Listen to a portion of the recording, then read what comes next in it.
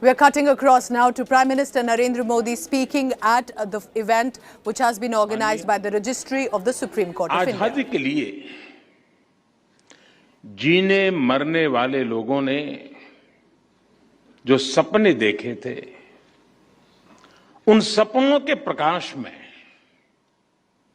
और हजारों साल की भारत की महान परंपरा को संजोए हुए हमारे संविधान निर्माताओं ने हमें संविधान दिया। सैकड़ों वर्षों की गुलामी ने भारत को अनेक मुसीबतों में झोंक दिया था। किसी युग में सोने की चिड़िया कहा जाने वाला भारत गरीबी, भूखमरी, बीमारी से जूझ रहा था।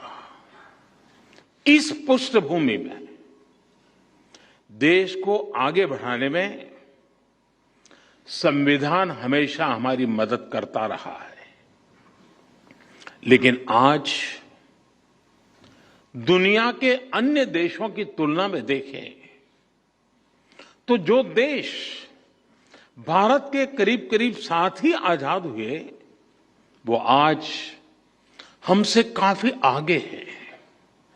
यानी अभी बहुत कुछ किया जाना बाकी है। हमें मिलकर लक्ष्य तक पहुंचना है। हम सभी जानते हैं हमारे संविधान में इंक्लूजन पर कितना जोर दिया गया है। लेकिन यह भी सच्चाई रही है कि आजादी के इतने दशकों के बाद भी बड़ी संख्या में देश के लोग एक्सक्लूजन को भोगने के लिए मजबूर रहे हैं।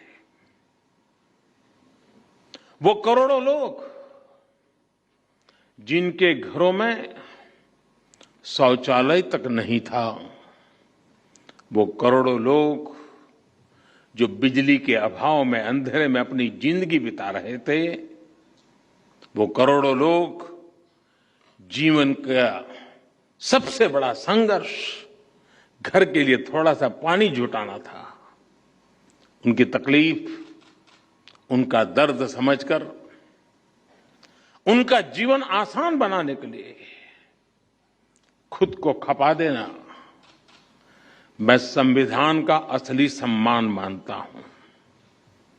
और इसलिए आज मुझे संतोष है कि देश में संविधान की इस मूल भावना के अनुरूप एक्सक्लूजन को इंक्लूजन में बदलने का भगीरथ अभियान तेजी से चल रहा है। और इसका जो सबसे बड़ा लाभ क्या हुआ है, ये भी हमें समझना होगा। जिन 2 करोड़ से अधिक गरीबों को आज अपना पक्का घर मिला है, जिन 8 करोड़ से अधिक गरीब परिवारों को उज्ज्वला योजना के तहत मुफ्त गैस कनेक्शन मिला है, जिन 50 करोड़ से अधिक गरीबों को बड़े से बड़े अस्पताल में 5 लाख रुपए तक का मुफ्त इलाज सुनिश्चित हुआ है, जिन करोड़ों गरीबों की पहली बार बीमा और पेंशन जैसी बुनियादी सुविधाएं मिली है, उन गरीबों के जीवन की बहुत बड़ी चिंता कम हुई है। ये योजनाएं उनके लिए बड़ा संबल बनी है। इसी कोरोना काल में पिछले कई महीनों से 80 करोड़ से अधिक लोगों को मुफ्त अनाज सुनिश्चित किया जा रहा है।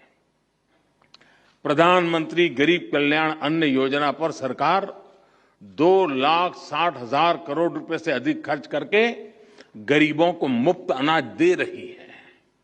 अभी कल ही हमने इस योजना को अगले वर्ष मार्च महीने तक के लिए बढ़ा दिया है।